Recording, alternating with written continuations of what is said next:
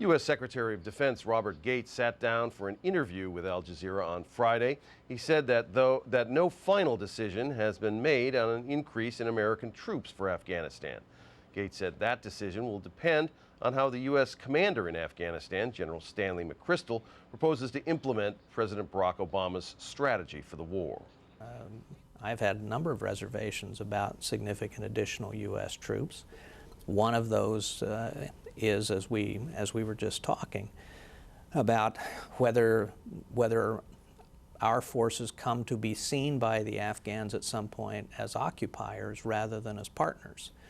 General McChrystal's point, which I think has great validity, is it's really how those forces are used and how they interact with the Afghan people that determines how they are seen by the Afghans. And I think that the approach that he has taken in terms of partnering with the Afghans and interacting with the Afghan people and supporting them mitigates the concern that I had.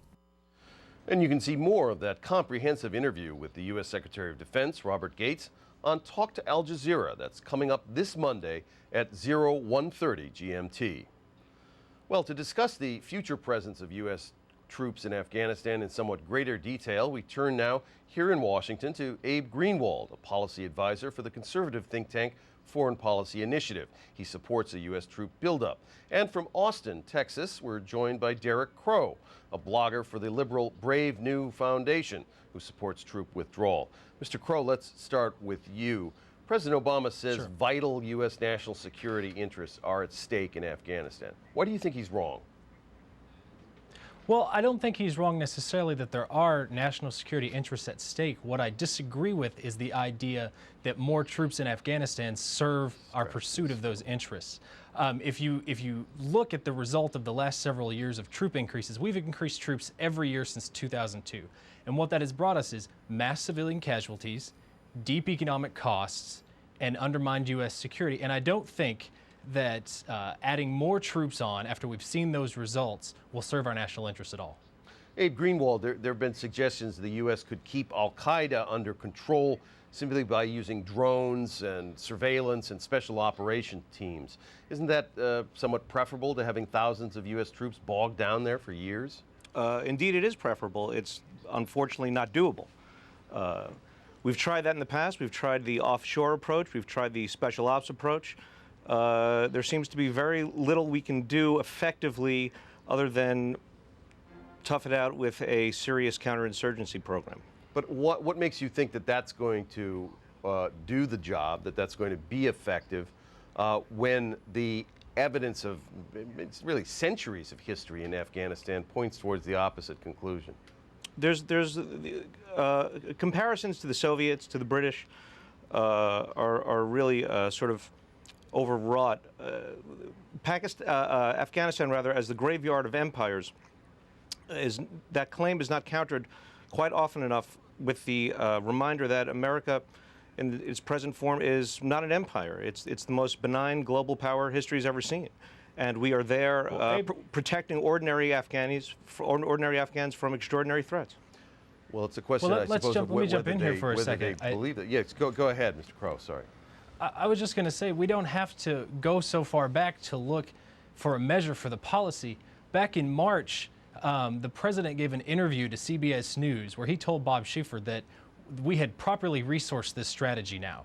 And then on August 19th, the chair of his strategy review, Bruce Riedel, wrote an article in which he said which was titled Obama's Afghan Test, in which Mr. Riedel said that the benchmarks that folks were looking for would be in this past couple of weeks' election. Now, that election was a total catastrophe as far as democratic principles and ensuring a secure future for Afghanistan goes. We don't have to go back to the history of the Romans or the history of the Russians.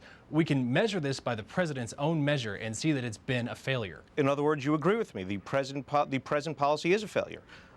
He was wrong. It's not successfully disagree with you in that you're saying that we need more troops. Strategy has been wrong. If you're looking for someone to defend the current state of affairs in Afghanistan or the past state of affairs in Afghanistan, you're going to be sorely disappointed. Things have not gone well, which is exactly why I'm in favor of a change in strategy and an increase in troops. Abe, I'm not trying to box you into defending the president's strategy. What I'm saying is that we have increased troops every year since 2002. And what that has brought is increased civilian casualties, an increased unstable Pashtun region of Afghanistan. And what we got in the past election was an election in which between 5 and 10% of the Pashtun heartland turned out. The only measure for success for a counterinsurgency strategy is whether or not the sea of the people that's supporting the insurgency, in this case the Pashtuns, is closer to flipping their support to the government which our military forces are backing. We are no closer to that. We have every indication that they remain in a position of rejection towards that central government, and frankly, they've got good reason. We're backing with our violence and with our treasure a government composed of warlords, narco criminals, and war criminals. Overwhelmingly, polls show that Afghans support not only the U.S. troops more than Taliban, but now wait. The question is not whether they support our troops. The question is whether they support the government we're backing. Indeed, they do. They support their government more than the U.S. troops or than the Taliban, by a mammoth margin. All right, let me ask you this, The question is whether or not the Pashtuns are closer to supporting the government, and they're not. Let me ask you this question. After September 11th, 2001, the attacks of that day, the U.S. was roundly criticized from all of the points in the political spectrum for having abandoned Afghanistan and neglected Afghanistan, not paid any attention to Afghanistan. So wouldn't pulling out now amount to exactly the same thing? Are you asking me? Let's ask Derrick. Sure.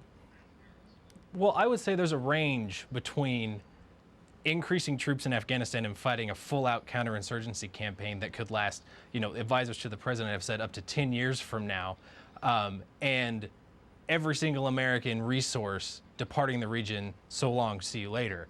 There's a range of options there, and we don't have to turn our back on Afghanistan to take a serious step back and reevaluate the course that more troop increases put us on.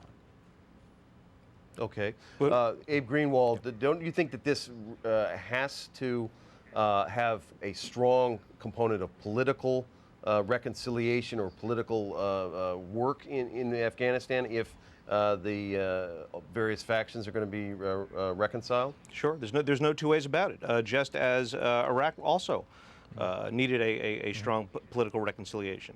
But in Iraq, it's deja vu all over again. Back in Iraq, before the surge, we were hearing about the need for political reconciliation to precede military success, when in fact the opposite was the case, and when in fact every one of these sort of artificial benchmarks proved to be meaningless. We've got about 30 seconds left. Why don't you respond to that? Well, what I was going to say was, with the results of this past election, there's the very real possibility, and in fact it's very likely, that the election was stolen. If we add more troops into Afghanistan with the purpose of fighting a counterinsurgency, at a moment where the political question is not settled in Afghanistan, at a moment when news reports are indicating that there's a very real threat of an outbreak of election-related violence, we're going to be put in a position where we have massive numbers of troops supporting a strategy that the fundamental outlook is you're either with us, the government, or against us, the insurgency. And in that case, we'll find U.S. weapons being put in a position where they're actually pointed at the democratic reformers in Afghanistan. There's no Abe Greenwald, just very quickly, about 15 seconds for you. Yeah, there's just no evidence for this overwhelming sympathy for Taliban as opposed to the Afghan government. Until that argument can be based on something resembling data, it barely requires 5% turnout in the Pashtun regions for the processes of the government. Unfortunately, we're going to have to leave it here, gentlemen. Thank you very much for joining us for that discussion. Thank you. Prime Minister Gordon